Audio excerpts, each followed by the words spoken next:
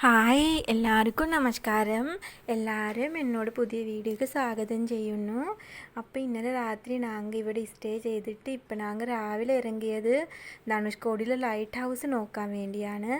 പോര റോഡ് ആണെങ്കിൽ ഭയങ്കര ഭംഗിയാണ് റോഡ്. നാങ്ക ചെക്ക് പോസ്റ്റ് കഴിഞ്ഞിട്ട് ഇപ്പോൾ നാങ്ക നമ്മളോട് ഇത് ലൈറ്റ് ഹൗസ് കാണാൻ വേണ്ടി ധനുഷ്കോടിക്ക് പോകാൻ വേണ്ടി ഇനി 9 കിലോമീറ്ററേ ഉള്ളൂ. ഞങ്ങൾ ഇപ്പോൾ അവിടെ പോയിട്ട് കൊണ്ട് നിൽക്കുവാണ്. പോര റോഡ് പറഞ്ഞാൽ രണ്ട് സൈഡിലെയും കടലാണ്. ഇപ്പം ഇവിടെ ആണെങ്കിൽ നമുക്ക് ബീച്ച് റൈഡറൊക്കെ പോകാം. ആണെങ്കിൽ ഇവിടെ ഭയങ്കര കാറ്റാണ്. അത് കാരണം ഹസ്ബൻഡ് പറഞ്ഞ്, പക്ഷെ ഞാൻ പറഞ്ഞു വേണ്ട, എനിക്ക് പേടിയാണ്. അപ്പോൾ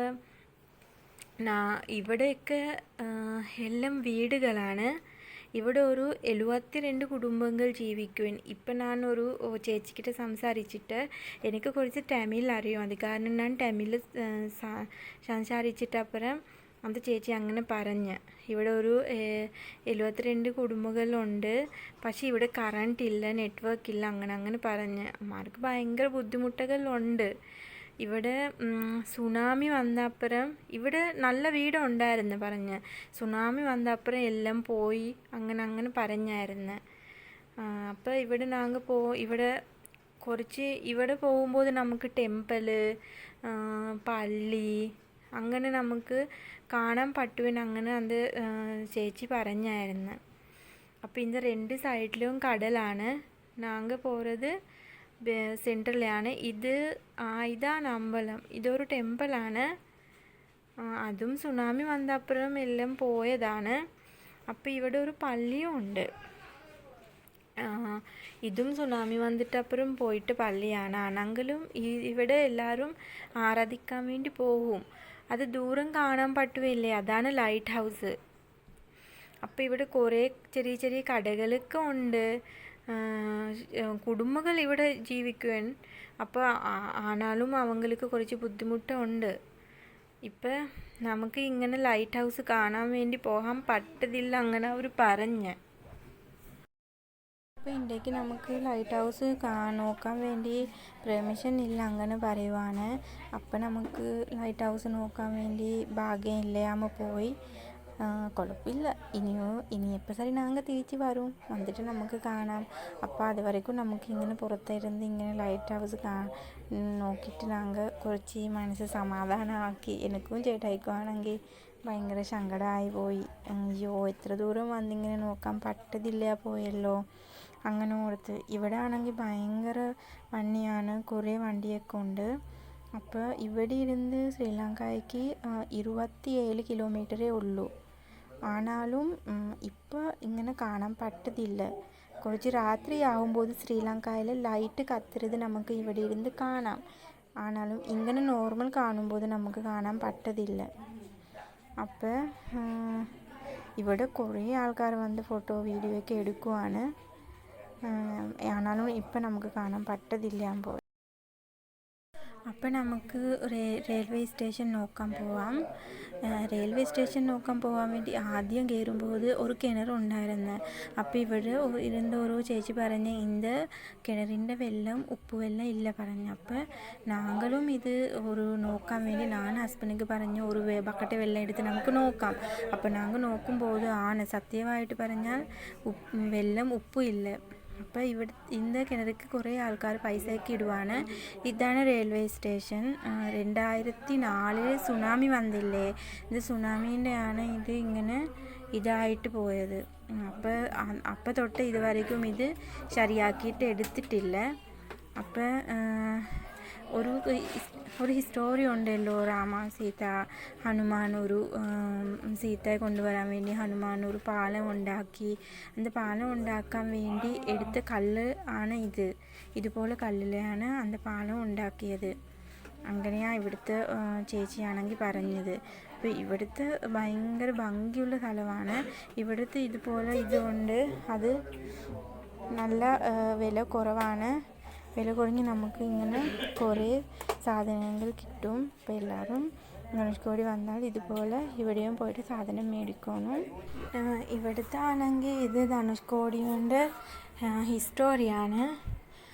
അപ്പം ഇവിടെ പറഞ്ഞിട്ടിരിക്കും പോലെ രാമയുടെ സീതയുടെ പാലം ഉണ്ടാക്കിയിട്ട് കഥയും ഇവിടെ റെയിൽവേ സ്റ്റേഷൻ്റെ കഥയും ഇവിടെ ഇരുന്ന് ശ്രീലങ്കയ്ക്ക് എത്ര കിലോമീറ്റർ ഉണ്ട് അങ്ങനെ ഓരോ കഥകളാണ്. പിന്നെ സുനാമി വന്ന അപ്പുറം ഇങ്ങനെ റെയിൽവേ സ്റ്റേഷൻ മുഴുവൻ ഇതായിട്ടതും അതൊക്കെ കഥകളാണ്. ഇവിടെ നമുക്ക് നാங்கள் ഇവിടെ നിന്ന് നടന്നുകൊണ്ട് പോകുമ്പോൾ അത് ദൂരത്തിൽ കാണുന്നത് ഒരു പള്ളിയാണ്. അതും സുനാമിക്ക് പോയിട്ട് പള്ളിയാണ്. നമുക്ക് അവിടെ പോയിട്ട് കാണാം എന്തുവാ അതിൻ്റെ സത്യം അത് നമുക്ക് കാണാം. ഇവിടെയും ചെറിയ ചെറിയ കിണറുണ്ട്. നാங்கள் മുൻപ് എടുത്തതല്ല இந்த കിണറിൽ ഇല്ല എടുത്തത്, അത് വേറെ കിണറായിരുന്നു. അപ്പോൾ ഇന്ന് പള്ളിയും വന്ന് സുനാമി വന്നപ്പുറം ഇതായിട്ട് പോയതാണ്. പക്ഷേ കുറേ ആൾക്കാർ വന്ന് ഫോട്ടോ എടുക്കുക, വീഡിയോ എടുക്കുക, കുറേ ആൾക്കാർ ഇത് നോക്കാൻ വേണ്ടി വരുവാണ്. കുറേ കടകളുണ്ട്, നല്ല നല്ല സാധനങ്ങളുണ്ട്. എനിക്കാണെങ്കിൽ എല്ലാം ഇഷ്ടമാണ്, പക്ഷേ ഞാൻ കൊണ്ടും മേടിച്ചില്ല. കുറേ ആൾക്കാർ വന്നിട്ട് ഇങ്ങനെ അവിടെ ബീച്ച് നോക്കാൻ പോകും, പിന്നെ ഇവിടെ ഇരുന്ന് ഫോട്ടോയൊക്കെ എടുക്കും. ഇവിടെ ഇതിൻ്റെ പള്ളിയും ഉണ്ടാക്കിയിട്ടിരിക്ക് കല്ല് ആണെങ്കിൽ അതിൽ ചില സ്ഥലത്തിലാണെങ്കിൽ ചില കല്ല് ആണെങ്കിൽ അത് പാലം ഉണ്ടാക്കാൻ വേണ്ടി എടുത്ത കല്ലും ഞാൻ പറഞ്ഞില്ലേ, ഇത് പാലം ഉണ്ടാക്കാൻ വേണ്ടി എടുത്ത കല്ലും ഇവിടെ ഉണ്ട്. இந்த പള്ളിയും ഉണ്ടാക്കാൻ വേണ്ടി എടുത്തിട്ടുണ്ട്. അപ്പോൾ ഇങ്ങനെ ഇത് കാണാൻ വേണ്ടിയാ കുറേ ആൾക്കാർ വരുകയും പറഞ്ഞിട്ട് ഇവിടുത്തെ ഒരു ചേച്ചി പറഞ്ഞായിരുന്നു. കുറേ കടകളിലുണ്ട്, കടകൾ നോക്കി പോയായിരുന്നു, പക്ഷേ ഒന്നും മേടിച്ചില്ല. മീനിങ് ഇഷ്ടപ്പെട്ടില്ല അങ്ങനെയും ഉണ്ട്, അങ്ങനില്ല, ഒന്നും മേടിച്ചില്ല. അപ്പോൾ നാங்கள் കുറച്ച് ഇത് പള്ളിയൊക്കെ നോക്കാൻ വേണ്ടി തിരിച്ച് ഇങ്ങോട്ട് റിട്ടേൺ വരണു. അപ്പോൾ നാங்கள் കുറച്ച് ബാക്കിൽ വന്നിട്ടാണ് റെയിൽവേ സ്റ്റേഷനിലേക്ക് നോക്കിയത്. അപ്പോൾ അതെല്ലാം നോക്കിയിട്ട് നാங்கள் തിരിച്ചും പോകുക മീനിങ് നാங்கள் വരുന്ന വഴിയിൽ ഒരു ചെറിയ കട കണ്ടായിരുന്നു. ഇപ്പം സത്യം പറഞ്ഞാൽ നല്ലൊരു വിശപ്പുണ്ട്. അപ്പോൾ ഞാനും ഹസ്ബൻഡും തീരുമാനിച്ച് ഇന്ത്യക്ക് പോകും മുൻപ് ചെറിയ കടയിൽ കയറിയിട്ട് നാங்கள் ഫുഡ് കഴിച്ചിട്ടാണ് നാங்கள் തിരിച്ച് പോകുമെന്ന് ഓർത്ത് നാங்கள் ഒരു തീരുമാനം എടുത്തായിരുന്നു.